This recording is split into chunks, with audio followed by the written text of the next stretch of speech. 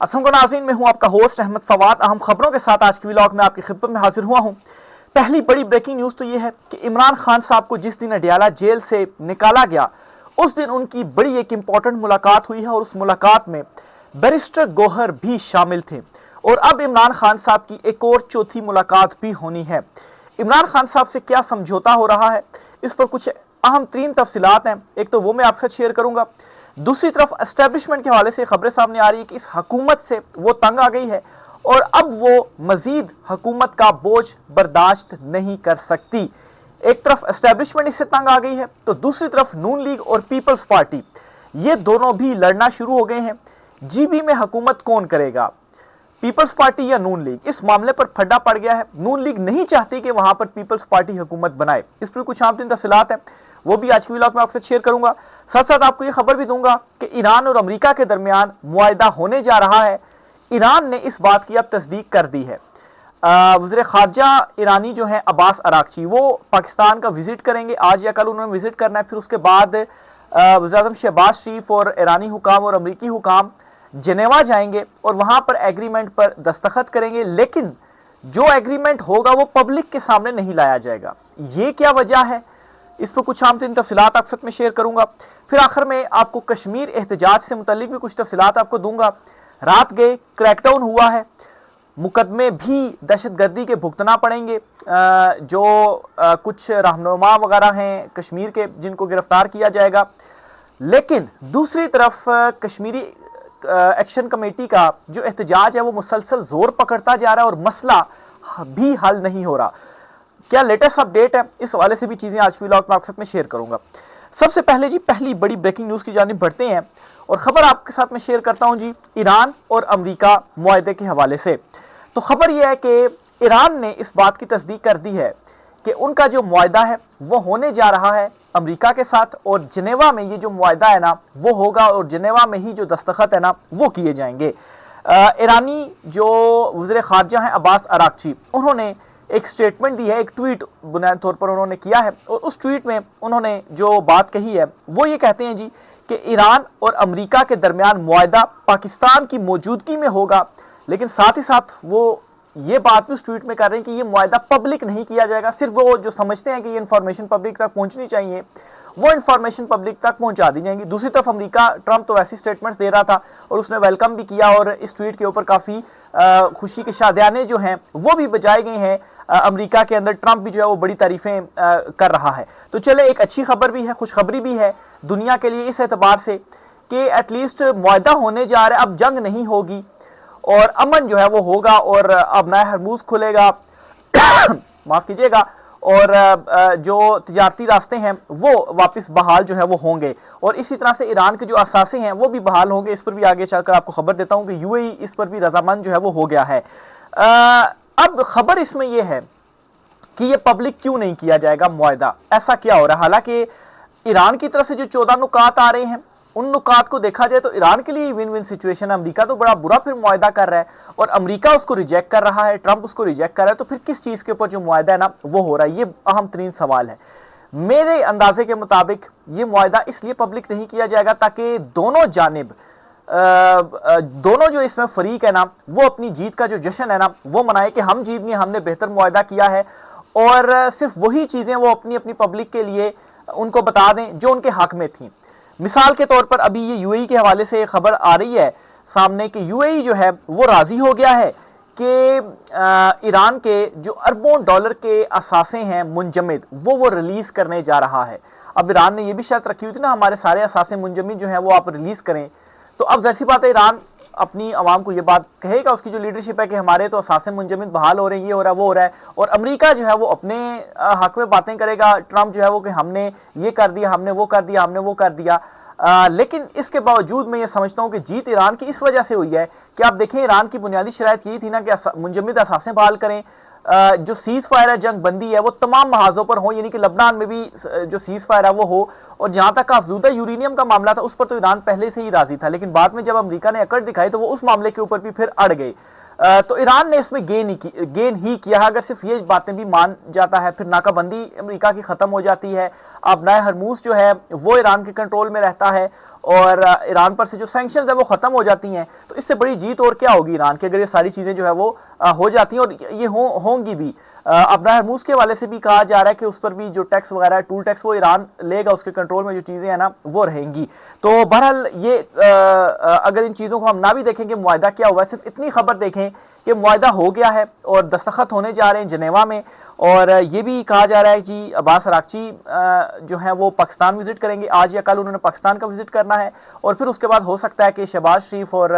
Abbas Araghchi, even के field marshal Asim Munir जो हैं वो इकट्ठे ही जनेवा में चले जाएं, या ये वापस जाएं या जो भी, या फिर जनेवा में सारे जो है वो मौजूद होंगे और वहाँ पर जो दस्तखत है ना फाइनल मुआहदे के ऊपर वो किए जाएंगे। तो इससे एटलीस्ट ये खुशखबरी तो है कि खिते में जो अमन है वो आएगा, और ये जो माइशत बिगड़ती जा रही है ना, इसमें कुछ जो रिलीफ है ना वो मिलेगा। अलबत्ता इसमें कुछ अरसा ज़रूर लगेगा, ज़ाहिर सी बात है, रस्ते बहाल होंगे, जहाज़ जो है वो फिर आएंगे, लेकिन उसके बावजूद ये अच्छी खबर है जी कि जो जंगबंदी है ना वो हो गई है। आगे चलते हुए इमरान खान साहब से मुलाकात की जो कहानी है ना वो भी आपके साथ में शेयर करता हूँ जी। देखें, 2 दिन पहले ये खबर सामने आई कि इमरान खान साहब को अडयाला जेल से इस्लामाबाद ले जाया गया। अब उन्हें इस्लामाबाद कहाँ ले जाया गया, मुख्तलिफ चीज़ें, मुख्तलिफ दावे इस हवाले से सामने आई, लेकिन इतना कन्फर्म हुआ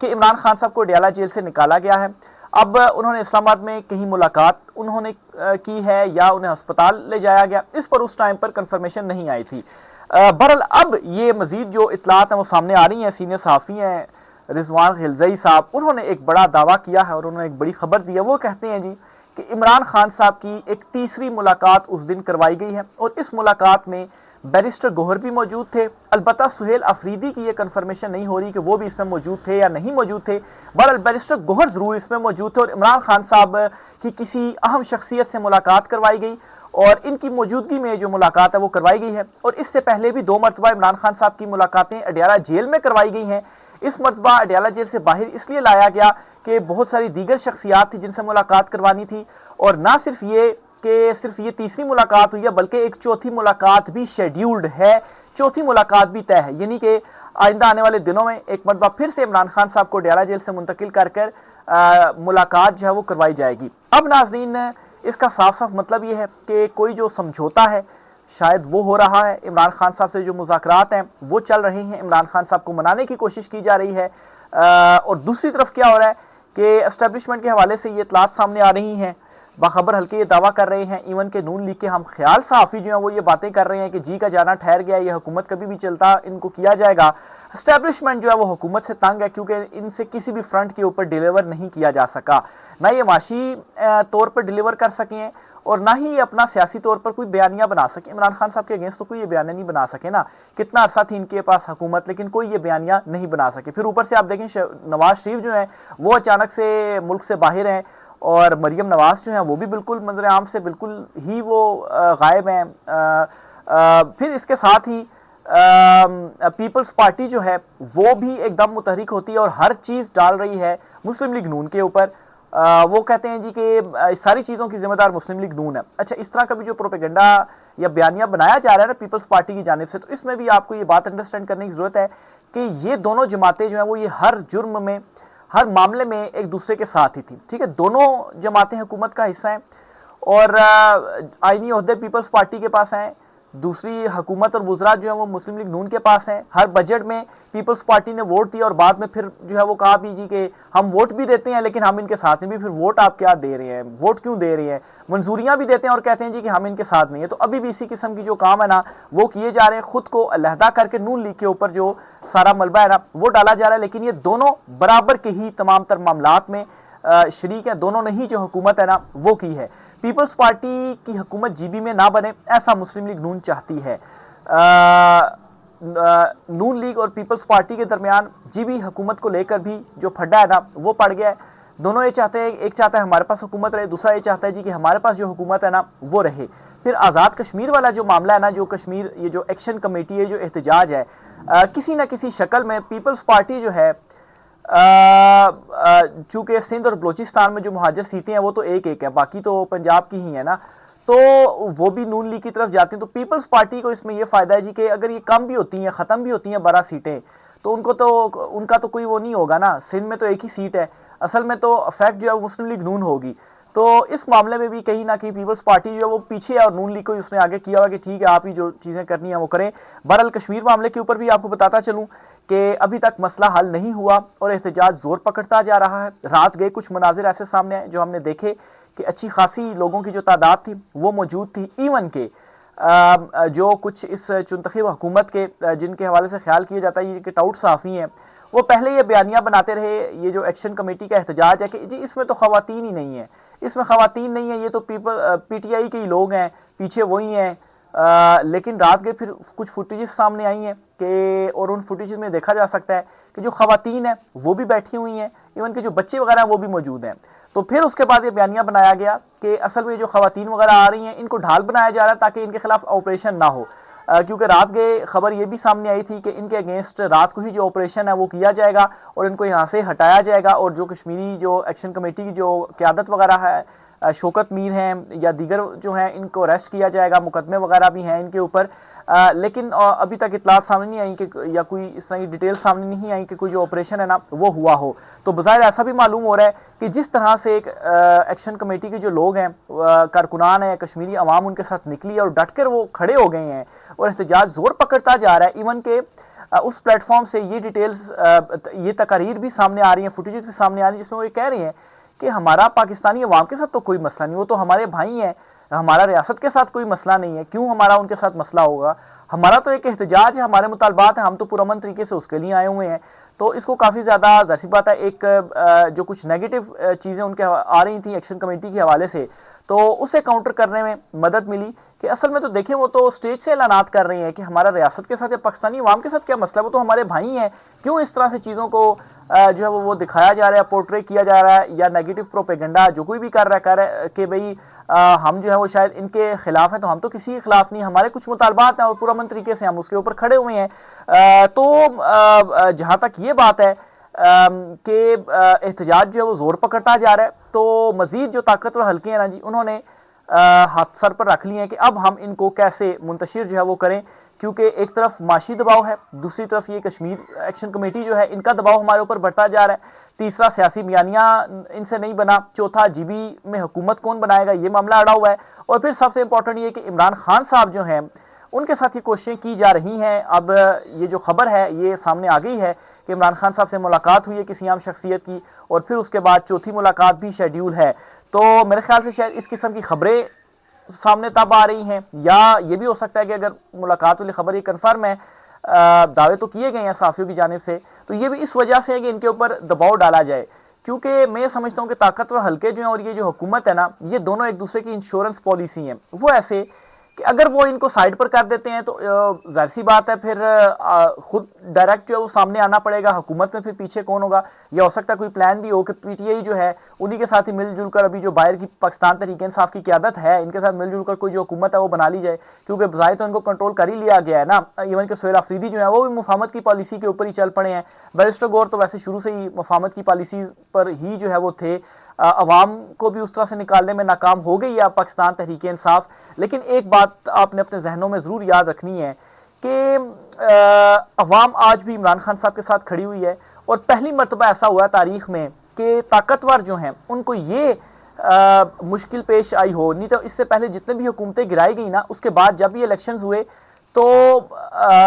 जो हुकूमत रही है, इवन के नवाज शरीफ की हो या पीपल्स पार्टी की 77 में हो, या इवन के 97-98 में जो नवाज शरीफ की हुकूमत है वो हो, तो इनका जब तख्ता उल्टा गया ना, तो फिर जब दोबारा इलेक्शंस हुए तो ऐसा नहीं हुआ कि ये बहुत ज़्यादा पॉपुलर नहीं हो या इनको वो मैंडेट हासिल हुआ हो अवाम की जानिब से। लेकिन वाहिद वो इमरान खान साहब लीडर हैं कि इमरान खान साहब आज बाहर आते हैं, इलेक्शन लड़ते हैं ना, तो इमरान खान साहब को पूरे मुल्क से जो मैंडेट है वो दिया जाएगा। इमरान खान साहब 2/3 क्या 3/4 अक्सरियत से जो हुकूमत है ना वो इमरान खान साहब बनाएंगे। तो इस वक्त ये भी मसला पड़ा हुआ है कि अगर इमरान खान साहब बाहर आ जाते हैं बगैर किसी डील के, समझौते के, तो इमरान खान साहब ने तो ये हुकूमत बना लेनी है, फिर उसके बाद मैंडेट इमरान खान साहब को मिल जाना, तो फिर हम क्या करेंगे। तो ये भी एक जो चीज़ है ना आपने मद्देनजर रखनी है। माजी में कोई भी इतना लीडर जो है वो पॉपुलर नहीं रहा, इवन के जुल्फ़िकार अली भुट्टो की बात की जाए, बेनज़ीर भुट्टो जो है उनकी बात की जाए, इवन के नवाज शरीफ, जाहिर बात है जब पाकिस्तान तहरीक इंसाफ नहीं थी तो पीपल्स पार्टी और नून लीग की 2 जमातें थी ना, तो इवन के नवाज शरीफ को भी एक ही मरतबा जो बड़ा मैंडेट है वो मिला, फिर उसके बाद मैंडेट नहीं मिला। इस मरतबा तो 17 नशिस्तों पर उनकी जो हुकूमत है ना वो है। तो ये एक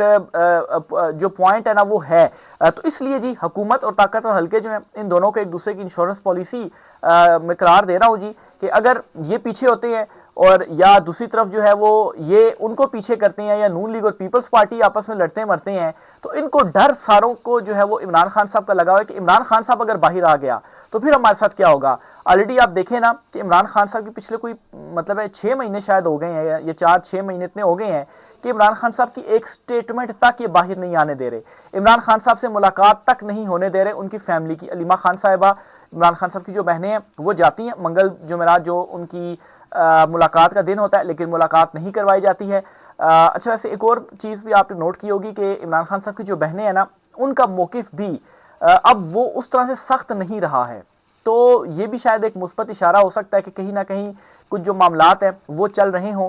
हो सकता है कि कोई ऐसी दरमियानी राह निकाल ली गई हो कि इमरान खान साहब और बाकी जो ताकतवर हल्के हैं या बीच में जो लोग पड़े हुए हैं उनके ज़रिए से कुछ ना कुछ जो कामयाबी है वो हासिल की गई हो। तो चलें, अगर ऐसा भी होता है तो ये भी एक अच्छी जो खबर है वो ही हो सकती है। यूएई जो है एक खबर में रह गया, वो आपको बताता चलूँ कि यूएई राजी हो गया ईरान के जो अरबों डॉलर के एसेट्स हैं ना वो रिलीज़ करने के लिए। कोई 24 अरब डॉलर का बताया जा रहा है कि ईरान के एसेट्स थे जो रिलीज़ होने हैं, जिनमें से पिछले दिनों एक खबर आई कि कोई 3 अरब डॉलर के करीब एसेट्स रिलीज़ हो चुके हुए हैं और अब यूएई राजी हो गया कि हम भी एसेट्स जो है वो रिलीज़ करते हैं ईरान के। तो मेरे ख्याल से ज़ाहिर सी बात है इस मामले के ऊपर तो लाजमी डील में चीज़ें तय हुई होंगी, क्योंकि ईरान ने ये कहा है कि हमारा जो इंफ्रास्ट्रक्चर जो नुकसानात हुए हैं वो तो फिर हमने उसको दोबारा डेवलप तो करना ही है। उन्होंने तो एक शर्त रखी हुई थी कि अमेरिका इन्वेस्टमेंट करे 300 अरब डॉलर की। तो बहरहाल मुआहदा जो भी हुआ है डिटेल सामने आ जाएंगी जब जंग बंदी होगी। पहले तो जंग बंदी हो, फिर उसके बाद जो भी मुआहदा हुआ होगा ना, जब चीज़ें हम देखेंगे ना कि ये चीज़ नहीं हो रही, तो फिर उसका मतलब ये है कि वो चीज़ एग्रीमेंट में उस फरीक के हक में गई है। तो इंशाल्लाह इस पर भी मज़ीद जो भी डिटेल्स होंगी आपके साथ शेयर करते रहेंगे। चैनल को लाइक सब्सक्राइब कीजिएगा, इसके अलावा शेयर वीडियो को ज़रूर कीजिएगा, चैनल को सब्सक्राइब कीजिएगा ताकि जो भी मैं वीडियो नहीं करूं तो आपको पता चल सके।